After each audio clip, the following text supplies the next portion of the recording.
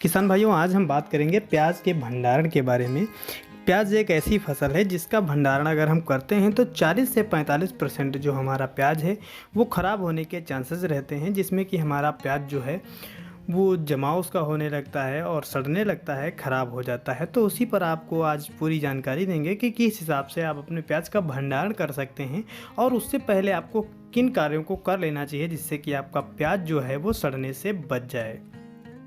अप्रैल मई में जो प्याज की खुदाई की जाती है, यह प्याज भंडारण के लिए सबसे अधिक उपयोगी माना जाता है। यह बहुत अच्छा प्याज होता है। इसका अगर हम भंडारण करें तो लंबे समय तक इसको हम रोक सकते हैं।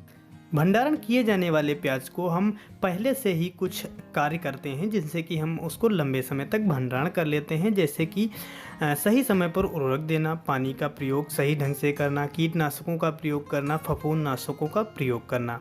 और उर्वरकों में बात करें तो कैल्शियम, फास्फोरस, पोटास उचित मात्रा में उचित समय पर देने की काफ़ी ज़्यादा आवश्यकता होती है, जिसमें कैल्शियम, फास्फोरस, पोटास उचित समय पर प्रयोग करने से जो हमारी भंडारण की अवधि है उसको हम बढ़ा सकते हैं और लंबे समय तक इसको हम भंडारण कर सकते हैं। इसके लिए आपको 150 kilogram nitrogen, 50 kilogram phosphorus, 80 kilogram potash और 50 किलोग्राम सल्फर सही समय पर प्रयोग करने की आवश्यकता होती है। प्रति हेक्टेयर के हिसाब से आप इसको प्रयोग कर सकते हैं और सिंचाई की भी काफ़ी ज़्यादा इसमें बहुमूल्य योगदान रहता है।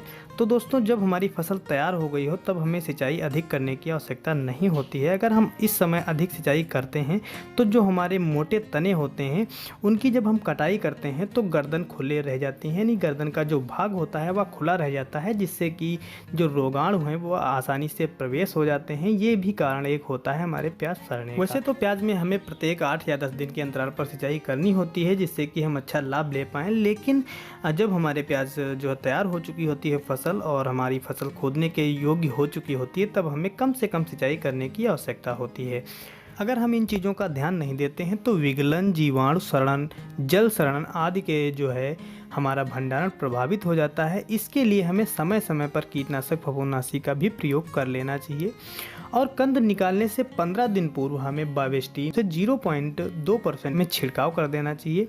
और दोस्तों, आप लोगों को कुछ दिन पहले अपनी जो फसल है उस पर बेलन भी चलाना चाहिए। इसका वीडियो हम अपने चैनल पर पहले से डाल रखे हैं, उसको भी आप देख सकते हैं कि आपको बेलन कैसे और कितने समय पर लगाना है अपनी फसल में, जिससे कि हमारा जो फसल है अच्छे से परिपक्व हो सके और हम भंडारण अच्छे लंबे समय तक कर सकें।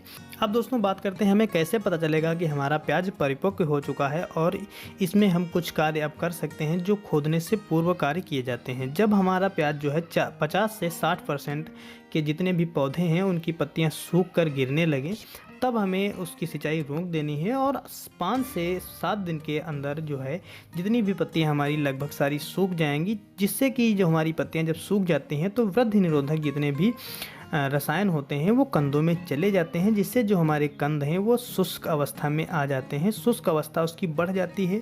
जब हमारे कंदों में लगी पत्तियां सूख जाती हैं तो हमारे जो कंद होते हैं उनको हमें खुदाई कर लेनी चाहिए। खुदाई के बाद हमें उनको जितनी भी पत्तियां हैं उनको लगे रहने देना चाहिए, और जब बिल्कुल वो सूख जाएँ तब हमें 2 या 3 सेंटीमीटर तना छोड़कर हमें काट देना है, जिससे कि हमारी जो गर्दन है, जो हमारे कंद की गर्दन है, वो अच्छे से सूख जाए। और इसके अच्छे से सूखने पर क्या होता है, फंगस वाले रोग जो है उसके अंदर नहीं जाते हैं और प्याज हमारा सड़ने और गलने से बच जाता है।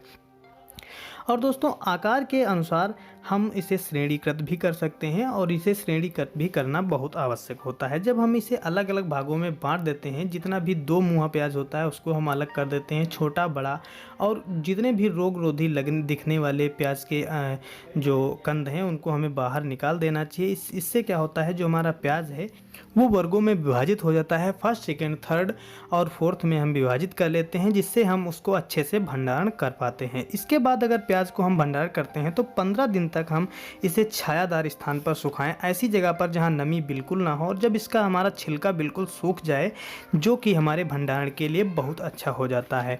अच्छे प्याज को हवादार स्थानों पर हमें रखना चाहिए। पानी का स्रोत वहां पर नहीं होना चाहिए, ऐसी जगह पर हमें रखना है जहां पर पानी का स्रोत बिल्कुल भी ना हो, बारिश की छींटें आदि ना पहुंचने पाएँ और झाड़ियाँ भी बिल्कुल ना हो। दीवारें जो है और फर्श जितनी भी हैं वो लकड़ी की होनी चाहिए या बांस की होनी चाहिए।